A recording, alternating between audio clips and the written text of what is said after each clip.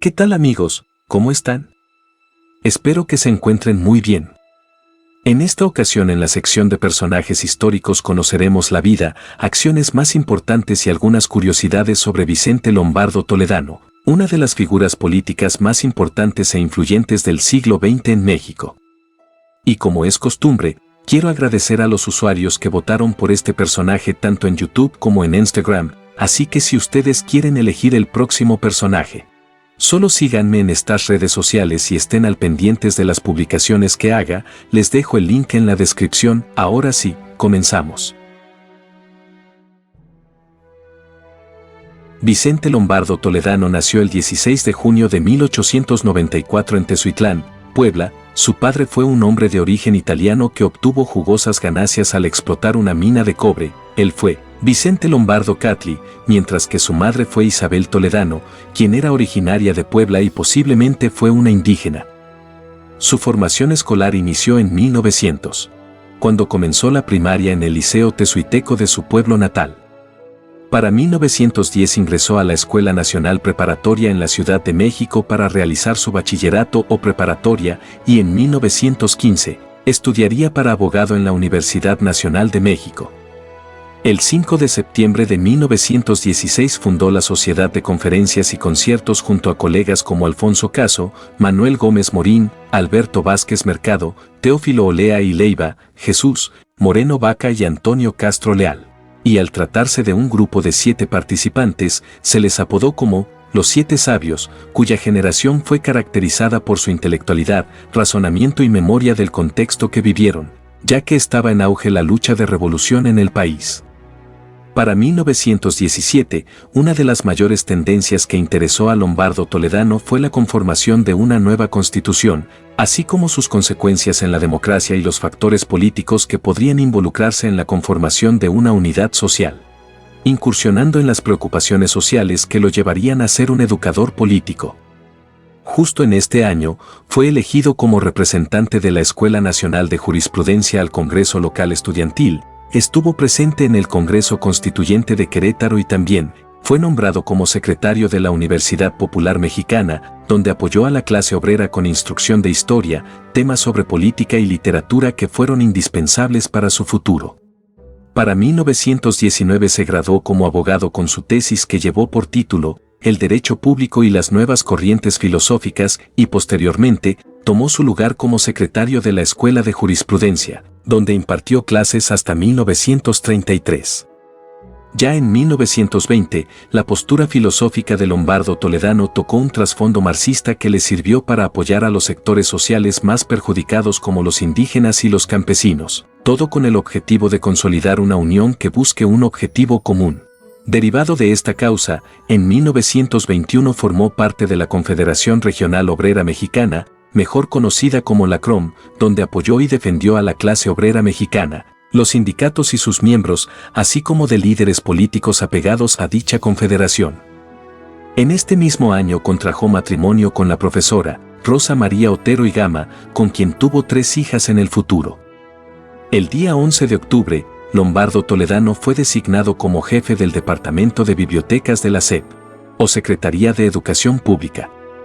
Cabe decir que también fue director de la Escuela Nacional Preparatoria y organizó el primer Congreso de Escuelas Preparatorias de la República, donde se discutió la forma de educar a la sociedad.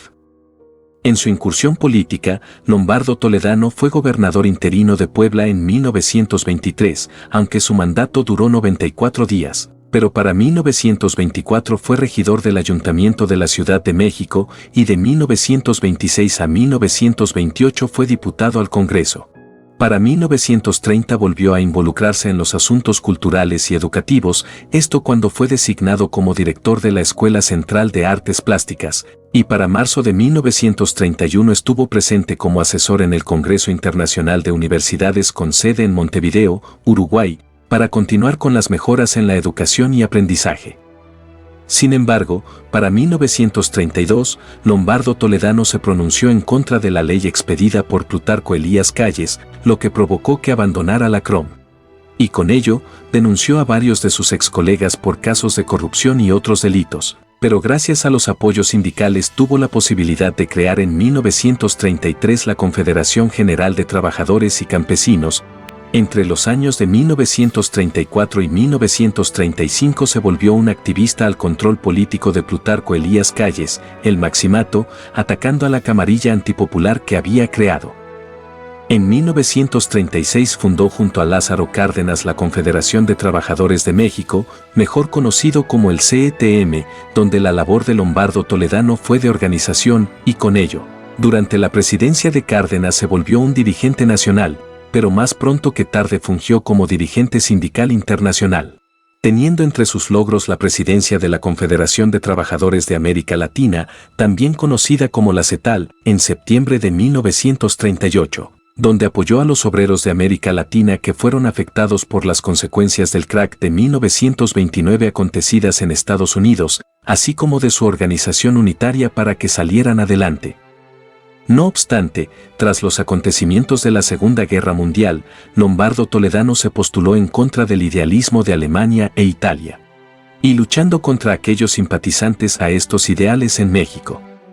Para 1943 abandonó su cargo de secretario general del CETM para hacer una diversidad de viajes por Latinoamérica.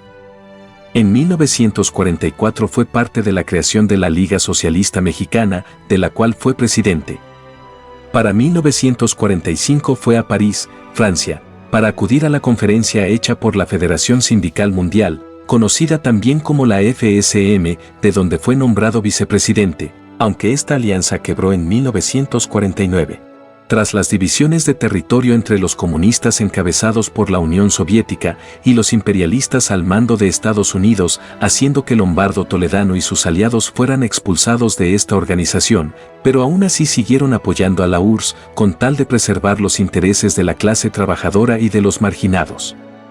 Con su gran recorrido político, en 1952 se postuló como candidato a la presidencia con el Partido Popular, sin embargo, sucumbió ante Adolfo Ruiz Cortines, candidato postulado por el actual Partido Revolucionario Institucional, mejor conocido como el PRI.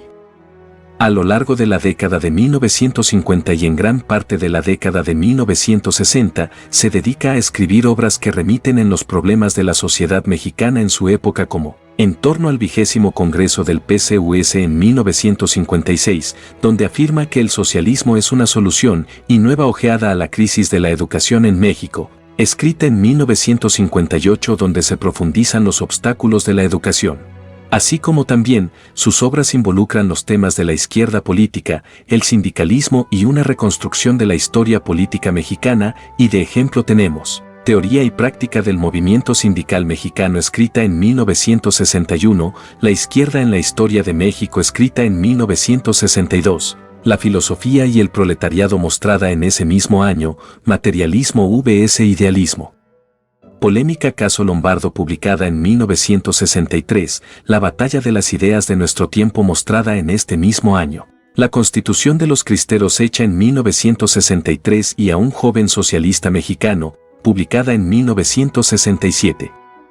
Para 1963, la CETAL fue disuelta por Lombardo Toledano asumiendo que los objetivos de esta confederación se cumplieron. Pero esto no significó el fin de su trascendencia ya que de 1964 a 1967 fungió como diputado del Partido Popular Socialista, o el PPS, apoyando a la Constitución Política de los Estados Unidos Mexicanos a agregar un capítulo relacionado al desarrollo económico. Y en 1964 apoyó la reelección de los diputados. Sin embargo, el 16 de noviembre de 1968 su vida acabó en la Ciudad de México. Ahora pasaremos con algunas de sus curiosidades. Cuando en 1923 fue designado como integrante del Comité Central de la CROM, su postura se opuso a la teoría de racionalidad en torno a la educación y en cambio, apoyó la idea de una enseñanza con base a las posturas científicas y democráticas como producto de la lucha de Revolución Mexicana. Apoyó y colaboró con la CETAL para atacar al imperialismo y solventar a los países latinoamericanos que estaban a la merced de su presencia. Se cree que por allá de 1935 se volvió partidario del socialismo cristiano, ya que Lombardo Toledano creyó que con este medio unido al Estado y las leyes de los trabajadores podrían limitar la posesión de las propiedades con fines de lucro. En su pensamiento, la población indígena podía servir para el progreso económico por ser poseedores de las tierras. Y de igual forma, se les debía educar como a toda persona. Arraigado a este caso, Lombardo Toledano comenzó a interesarse por el México antiguo debido a que quedó maravillado por los estudios arqueológicos y hallazgos que ameritan a este espacio, destacando las investigaciones de la antigua ciudad de Xochicalco en Morelos. Por último, me gustaría compartir con ustedes esta reflexión que hizo este personaje respecto al estudio de la historia. La enseñanza de la historia deberá basarse en el principio del proceso dialéctico de las instituciones sociales, abandonando la forma anecdótica y el criterio individualista que hasta hoy ha informado la enseñanza de esa disciplina. Este discurso fue presentado en marzo de 1931 en el Congreso Internacional de Universidades con sede en Montevideo, Uruguay. Y así es como finaliza este video. Espero que les haya gustado y si fue así me gustaría que dejaran un like, un buen comentario. Y si te gustan los videos que hago, te invito a suscribirte a mi canal que ya está cerca de rebasar los 400 suscriptores. De verdad, muchas gracias a ustedes por apoyarme de esta manera y seguiremos creciendo, ya que de esta forma conoceremos la historia de nuestro país y así nos podemos forjar un mejor futuro a raíz de los acontecimientos del pasado. También los invito a seguirme en Instagram para que estén al pendiente de la votación del mes de agosto. Por lo pronto me despido de ustedes. Y les agradezco por su atención. Hasta la próxima, cuídense.